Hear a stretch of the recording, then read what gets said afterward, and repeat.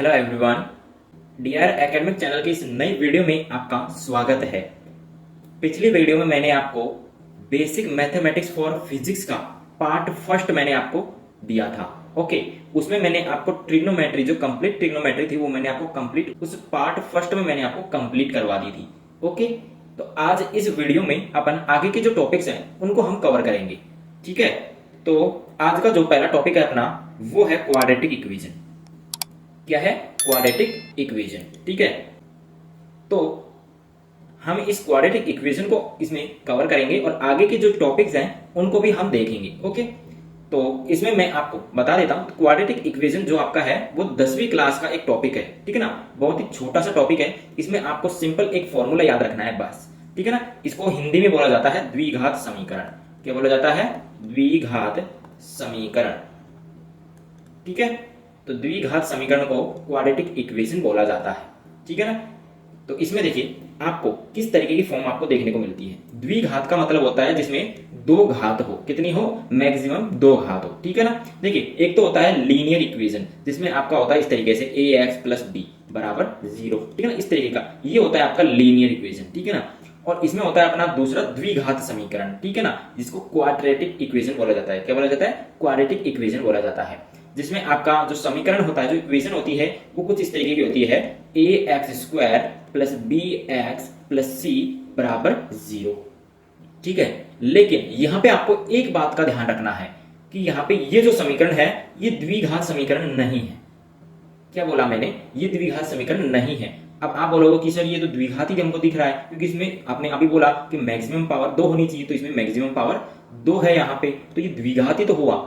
नहीं, ये द्विघात तो जब होगा जब हम यहाँ पे लिख देंगे कि a नॉट इक्वल 0। आप लोगों ने 10th में पढ़ा होगा ये चीजें। ठीक है ना, जब तक यहाँ पे a नॉट इक्वल 0 हम नहीं लिखेंगे तब तक ये द्विघात समीकरण नहीं होगा। ठीक है ना, ये छोटी सी बात आपको शायद किसी ने नहीं बताई हो, तो आज इस वीडियो में मैं आपको ये चीज बता रहा हूं कि द्विघात समीकरण तभी होगा जब आपका यहाँ पे a नॉट इक्वल 0 लिखा हुआ हो। ठीक है ना, या फिर उसमें बोल दे कि ये द्विघात समीकरण है।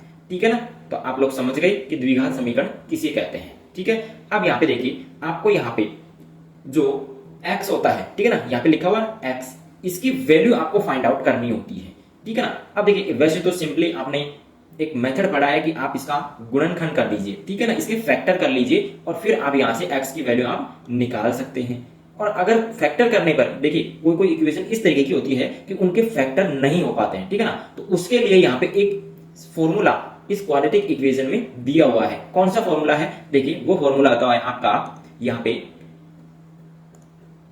x equal to minus B plus minus root D upon 2a। Okay, ये आपका फॉर्मूला होता है। ठीक है ना, क्या होता है? x बराबर माइनस के b plus minus root D upon 2a। अब आप मेरे से पूछोगे कि ये d क्या है? देखिए ये d होता है आपका, d बराबर आपका होता है b² माइनस के 4ac। ठीक है ना, क्या होता है? b² minus 4ac। ओके, अब इस फॉर्मूले को बोला जाता है आपका यहाँ पे श्रीधराचार्य। ठीक है ना, क्या बोला जाता है? श्रीधराचार्य सूत्र इसको बोला जाता है। ठीक है ना, वैसे आपको इसकी नीड नहीं है कि आपको इसका नाम याद रखना हो। ठीक है ना, बस आप फॉर्मूला याद रखिएगा, ये फॉर्मूला आपके काम आएगा फिजिक्स में। ओके, यहाँ पे x बराबर माइनस के b plus minus root D upon 2a, और यहाँ पे d क्या है? b² माइनस 4ac है। ठीक है, अब यहाँ पे मैं एक एग्जांपल ले लेता हूं जिससे आपको क्लियर हो जाएगा कि यहाँ पे आपको x की जो वैल्यू है वो किस तरीके से फाइंड आउट करनी है। ठीक है, देखिए यहाँ पे एग्जांपल अपन ले लेते हैं x² plus 7x plus 10 equal to 0। Okay, ये अपन ने एक एग्जांपल ले लिया। अब पहले क्या करते हैं, अपन इसके फैक्टर कर लेते हैं, देखते हैं इसके फैक्टर हो पाते हैं या नहीं हो पाते हैं। ठीक है ना, अब देखिए फैक्टर किस तरीके से होगा कि यहाँ पे आपको जो c दिख रहा है, यानी कि जो यहाँ पे कांस्टेंट वैल्यू जो दिख रही है वो यहाँ पे 10 है। ठीक है ना, तो यहाँ पे इस 10 को ले लेंगे और यहाँ पे x² का जो कोफिशिएंट है कितना है? 1 है। ठीक है ना, 1 से गुणा है, तो यहाँ पे इसको अपन गुणा कर लेते हैं।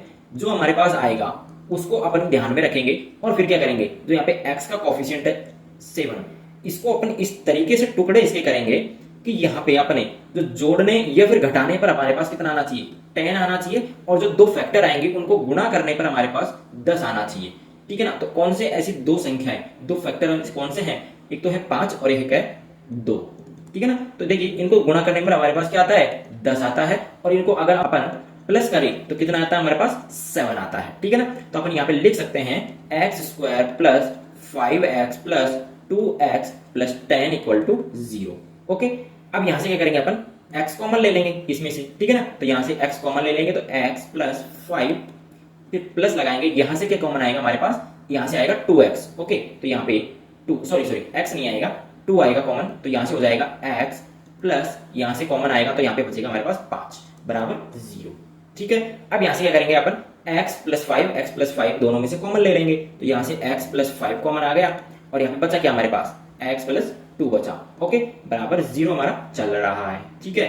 अब देखिए यहाँ पे अपन इन दोनों जो ब्रैकेट हैं इन दोनों को अपन 0 के बराबर करेंगे, तो यहाँ पे x प्लस 5 बराबर 0, और एक हो जाएगा अपने पास x प्लस 2 बराबर 0, ठीक है। तो यहाँ से x की वैल्यू क्या आ जाएगी, -5 आ जाएगी, ठीक है, और यहाँ से x की वैल्यू क्या आ जाएगी, -2 आ जाएगी, ठीक है ना।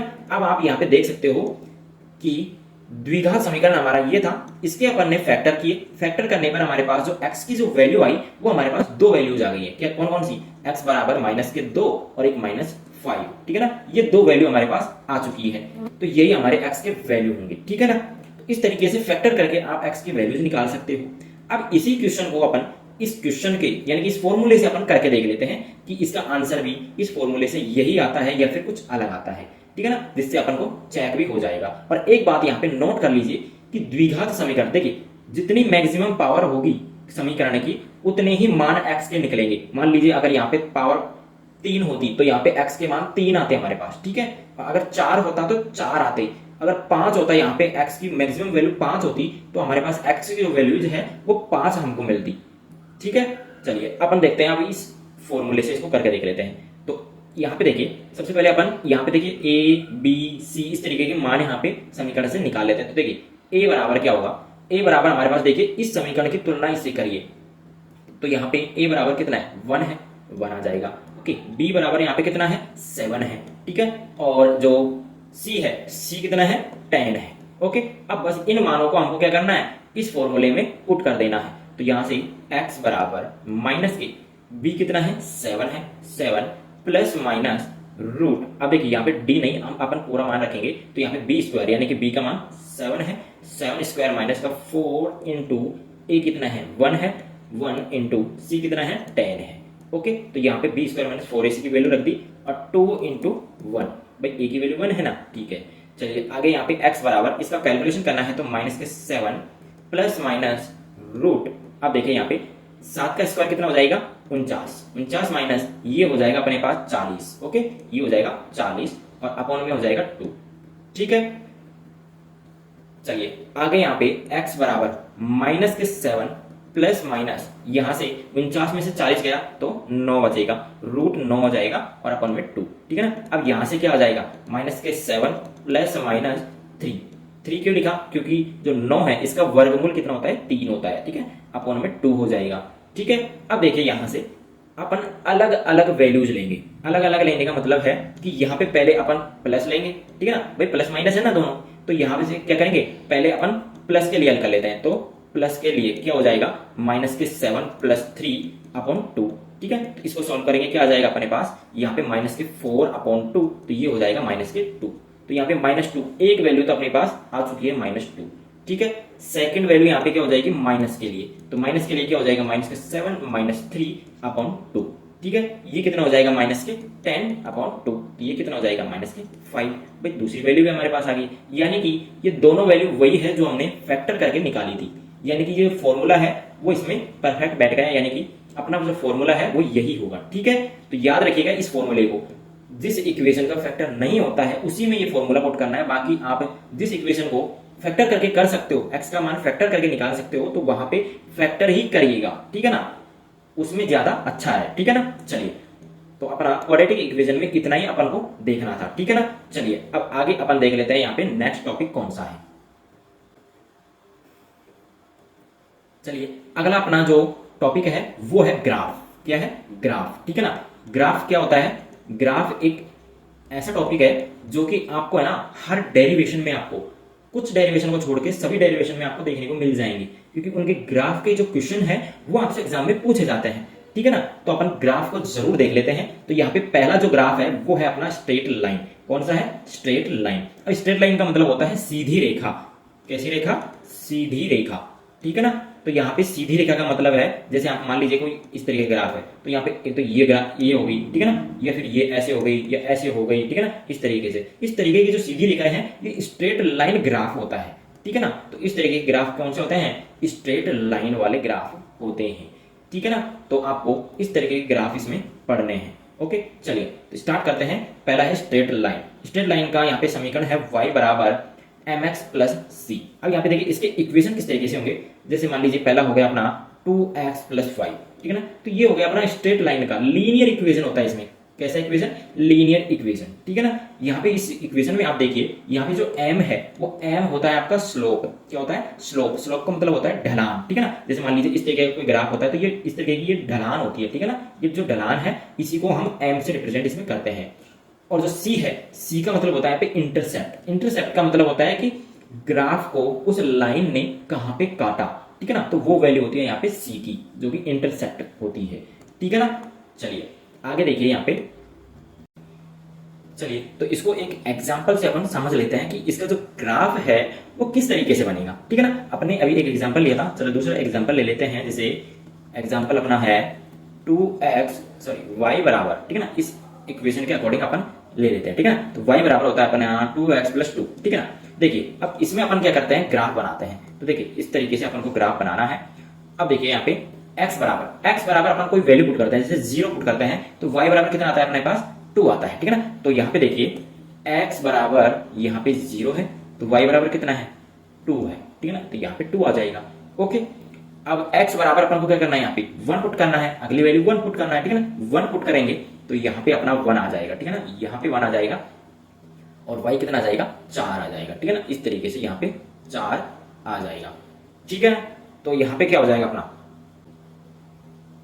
अपन को यहाँ पे अब इसको मिलाना है, ठीक है ना। भाई ऐसे तो ग्राफ बनेगा नहीं, लेकिन अपन को यहाँ पे क्या करना है? इसको मिलाना है। किस तरीके से? देखिए जैसे कि यहाँ पे 0 पुट किया तो यहाँ पे 2 आया, यानी कि ये पॉइंट हो गया, इंटरसेप्ट ये हो गया, ठीक है ना, इस पॉइंट पर। अब जैसे 1 रखा तो क्या आ गया? 4 आ गया। तो यहाँ पे इसको लेके चलेंगे तो यहाँ पे आ जाएगा अपना, ठीक है ना। तो एक पॉइंट ये आ गया। अब अपन को क्या करना है? इसी को मिलाते हुए एक लाइन इस तरीके से खींच देंगे। देखिए यहाँ पे इस तरीके से लाइन अपनी आ जाएगी, ठीक है ना। तो ये होती है अपनी स्ट्रेट लाइन। ओके, इस तरीके से आपको इसका ग्राफ बनाना है, ठीक है ना। तो ये अपना स्ट्रेट लाइन हो जाता है। ओके, चलिए आगे देखते हैं। यहाँ पे टॉपिक अपना यहाँ पे एक नोट पॉइंट है, इसमें एक और एक दो ग्राफ आपको सामने दिख रहे हैं। किस तरीके के ग्राफ आपको दिख रहे हैं यहाँ पे आपको बताना है। देखिए पहले ग्राफ की तरफ अगर नजर डाले तो इसमें आपको 2 लाइन इस तरीके से दिख रही है। तो यहाँ पे देखिए थीटा 1 और थीटा 2। तो आपको यहाँ पे देख के ये देखना है कि यहाँ पे थीटा 1 और थीटा 2 में से किसका मान ज्यादा है और किसका मान कम है। देखिए थीटा 1 जो है इसका मान कम है। क्या है? इसका मान कम है। थीटा 1 का मान कम है किससे? थीटा 2 से, ठीक है ना। तो देखिए जिसका मान, देखिए यहाँ पे अपन ने जो इक्वेशन है वो क्या पढ़ी थी? y equal to M X plus C, ठीक है ना। अब यहाँ पे देखिए जो m है, जो स्लोप है वो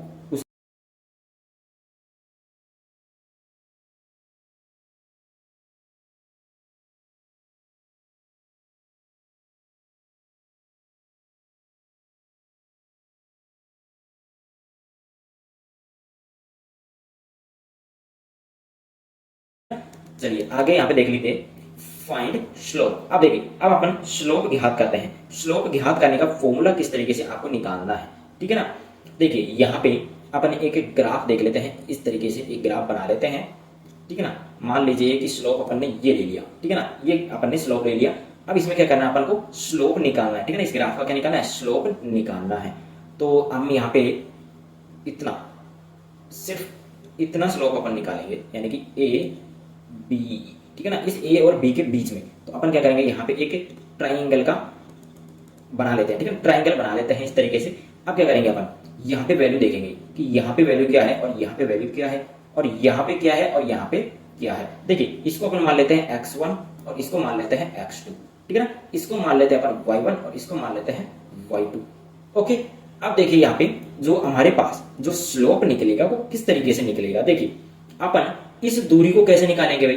जो हमारे पास ए से, देखिए ये पॉइंट अपन सी मान लेते हैं, तो ए से और सी तक का जो दूरी है, ठीक है ना, ए से सी तक की जो दूरी है वो किस तरीके से निकालेंगे भाई, x2 है, इसमें से अगर हम x1 को माइनस कर दे तो हमारे पास ये वैल्यू आ जाएगी भाई, ये दूरी आ जाएगी कि नहीं, ठीक है ना। देखिए दूसरे कलर से मैं आपको बता देता हूं, यहाँ पे ए से सी के बीच में दूरी निकालनी है, तो इस x2 में से इस x1 को माइनस कर दे, इसको अपन क्या कर दे, माइनस कर दे, तो हमारे पास ये दूरी आ जाएगी भाई, आ जाएगी ना।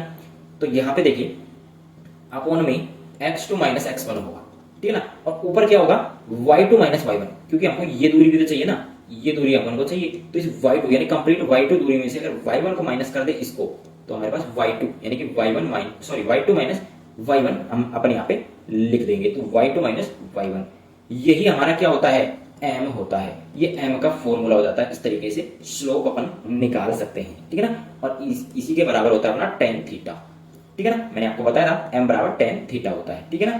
तो यहाँ पे ये जो होता है इस तरीके का, ये यूनिफॉर्म ग्राफ के लिए ही स्लोप निकाला जाता है, ठीक है ना, नॉन यूनिफॉर्म के लिए नहीं निकाला जाता, ठीक है। चलिए अगला टॉपिक देखते हैं। यहाँ पे अगला है हमारा पैराबोला। क्या है, पैराबोला। अब पैराबोला ग्राफ क्या होते हैं ये देख लीजिए, थोड़ा मोड़ा देख लीजिए। यहाँ पे बाकी जो कॉम्पिटिटिव एग्जाम की तैयारी कर रहे हैं उनके लिए ग्राफ होते हैं, ठीक है ना, 12th में ये चीजें नहीं होती है फिजिक्स में, ओके।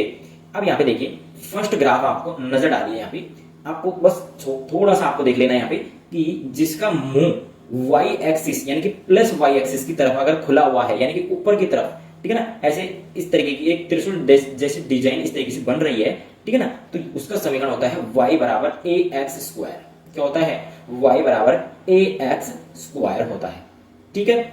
सेकंड ग्राफ है अपना कि यहाँ पे x की तरफ यानी कि प्लस का जो x होता है, ठीक है ना, इसकी तरफ अगर मुंह खुला हुआ हो तो उसका इक्वेशन होता है y स्क्वायर बराबर ए एक्स। क्या होता है, y स्क्वायर बराबर ए एक्स होता है।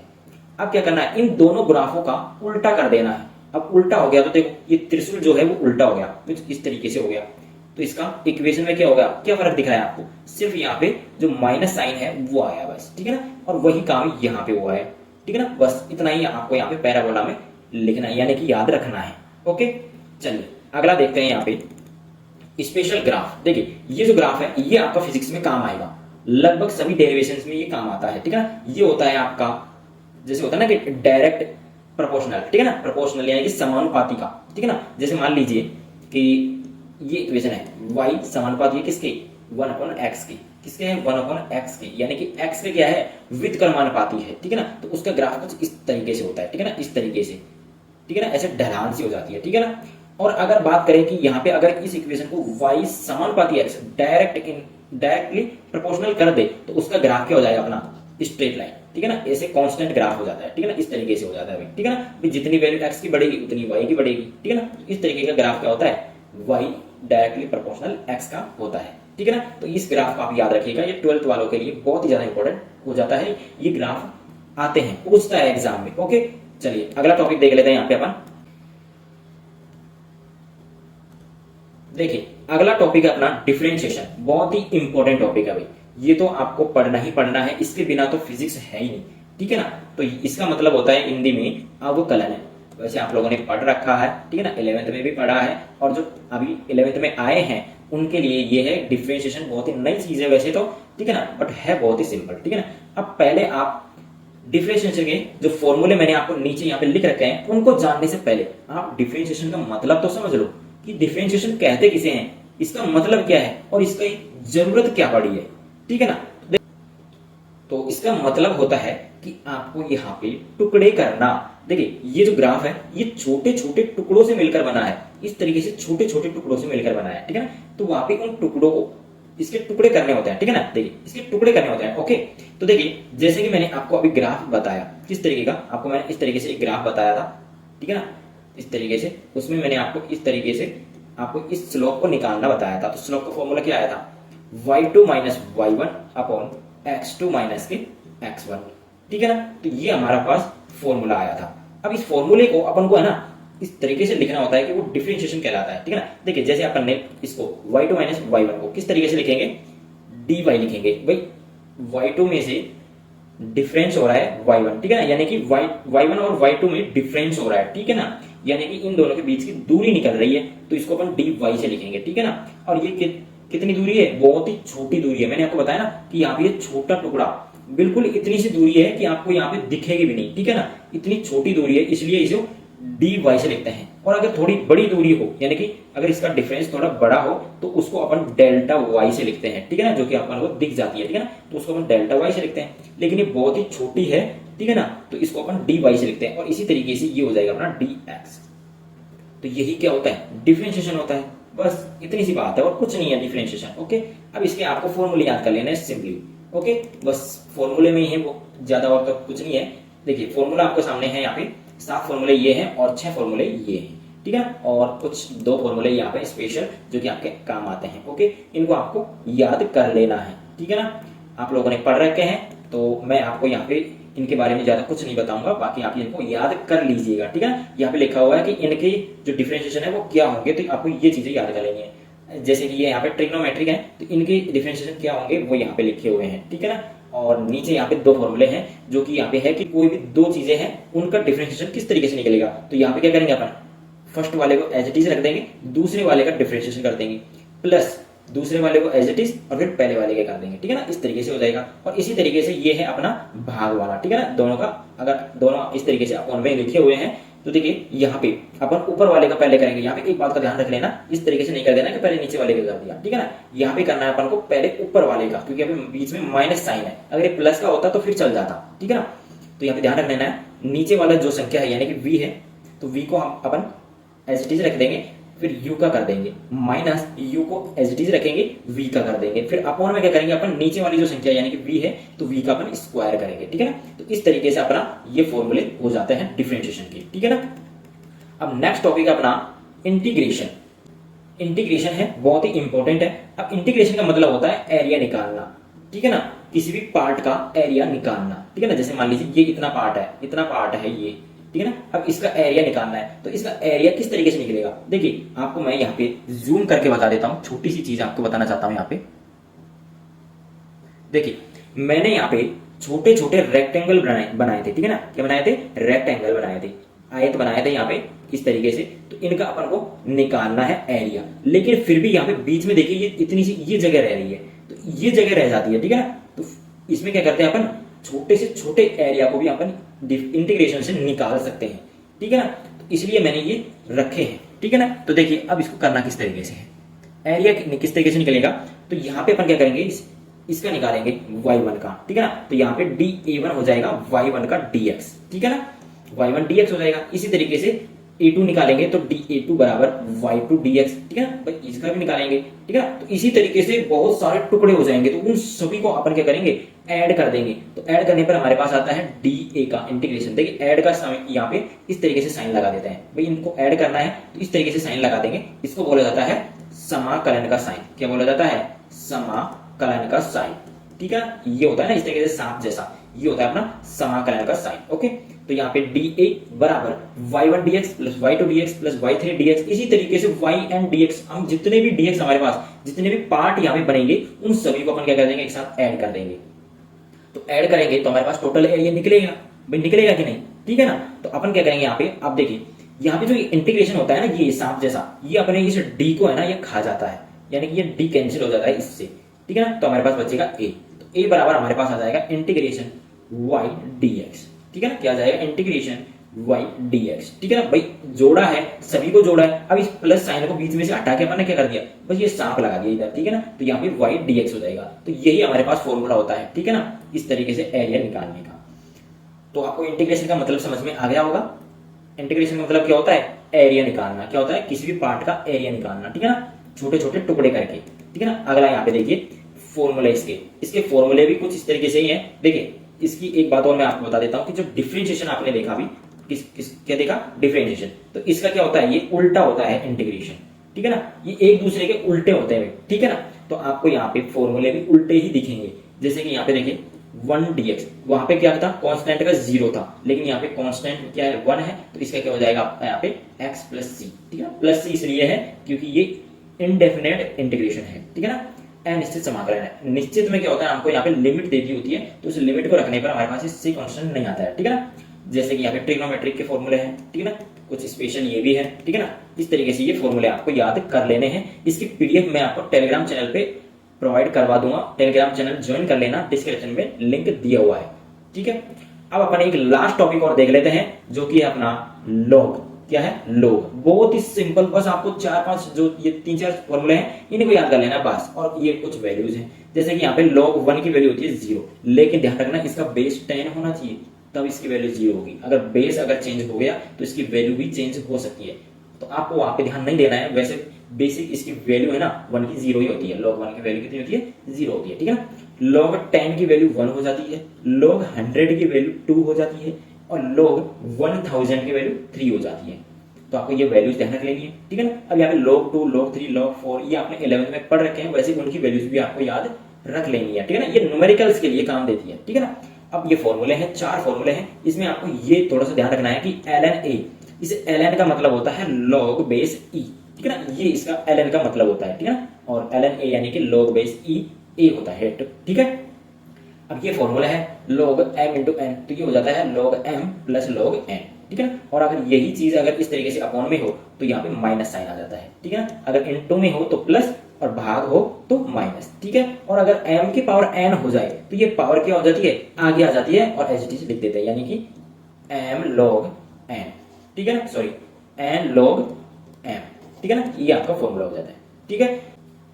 तो बेसिक मैथमेटिक्स ऑफ फिजिक्स का कंप्लीट सेशन अपना हो चुका है। इसके अलावा आपको कोई भी मैथमेटिक्स का कोई भी टर्म्स आपको याद करने की जरूरत नहीं है। बायो वाले जो हैं वो बिल्कुल निश्चित हो जाइए, आपको फिजिक्स पढ़ने के लिए अब आप रेडी हो, ठीक है ना। तो अब नेक्स्ट सेशन में अपन फिजिक्स का सिलेबस स्टार्ट कर रहे हैं, तो सभी ज्वाइन हो जाइए चैनल से फटाफट, और शेयर कर दीजिए ज्यादा से ज्यादा, ठीक है ना। अब आपको क्या करना है, इसको चैनल को सब्सक्राइब कर लेना है, ठीक है ना। सेशन अपना स्टार्ट हो रहा है इसलिए, ठीक है ना। और वीडियो को कर देना है लाइक, और ज्यादा से ज्यादा शेयर कर देना है, ठीक है। तो अब इस वीडियो में इतना ही। नेक्स्ट सेशन से अपन अपना जो 12th का सिलेबस है उसको स्टार्ट करेंगे फर्स्ट चैप्टर से, ठीक है ना। चलिए मिलते हैं नेक्स्ट वीडियो में।